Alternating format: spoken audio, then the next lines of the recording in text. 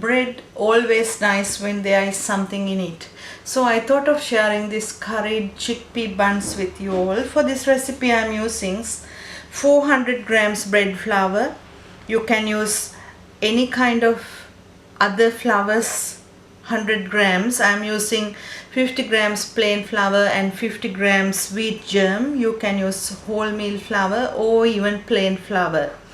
So 50 grams butter, 12 grams instant dry yeast, 1 egg, 20 grams sugar and a pinch of salt. And for the filling I am using some other ingredients. I'll show you after kneading the dough. I'm going to put this in a warm place and I'll show you the ingredients for the filling. So let's start.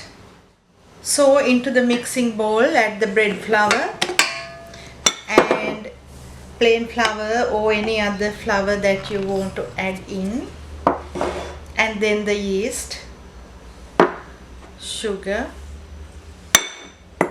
egg and the salt, and start mixing it about 1 minute.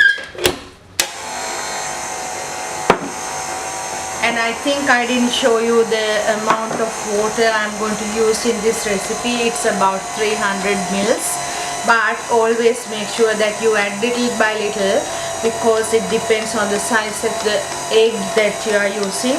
And I'm going to put the water little by little. It makes a smooth dough and keep on kneading 10 minutes. I added about 280 mils of water because the wheat germ absorbs a bit of liquid too. So if you are using plain flour, it may be about 250 to 270. So I'm going to add the butter and we'll keep on kneading about 25 minutes. So for the filling I am using 2 cans of chickpeas. You can always use the cooked chickpeas for this too, and half of an onion, little bit of mustard seeds and some garlic, 2 green chilies. This is optional if you don't want to add. Some curry leaves, you can add parsley or any other kind of a herb that you wish, and a teaspoon of curry powder with pinch of turmeric powder, and you can add chili powder or any other kind of a herb to your choice. So I'm going to saute the onion, garlic and the curry leaves, and into that going to add the mustard seeds and then the curry powder with the chilies, and then I'm going to drain the chickpeas and put it in and leave it to cool down after cooking. So the chickpeas are ready and my dough is double in size. Going to add some flour onto the bench and then put the dough onto the bench, punch it down and cut the dough into equal size pieces. So after, take one piece, punch it down, roll it and leave it on the bench about 5 to 10 minutes. Then it's really easy to work with. So after, take one piece of the dough and roll it to a rectangular or an oval shape like this.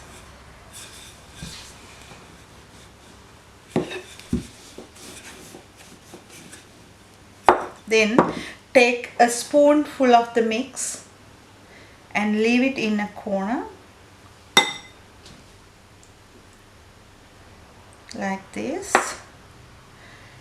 and then roll from one end to the other, pressing the ends nicely and tighten. Make sure when you are rolling this, you need to roll it tightening the ends nicely,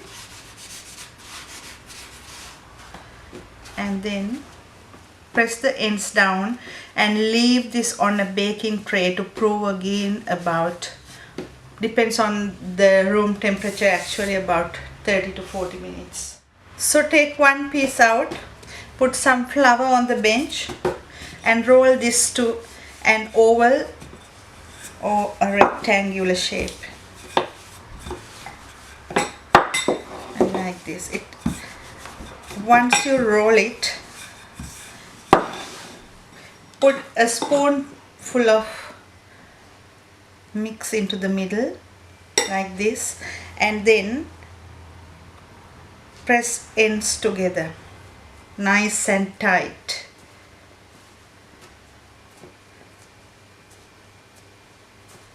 After, put it upside down and put that on a baking sheet again to prove.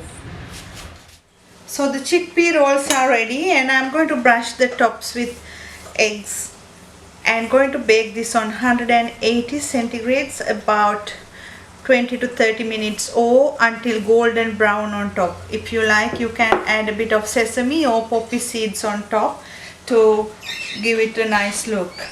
So the buns are ready, and I bake them about 20 minutes until this golden brown. So if I open one to show you, it's really full of chickpeas, and this is really nice for a lunchbox idea.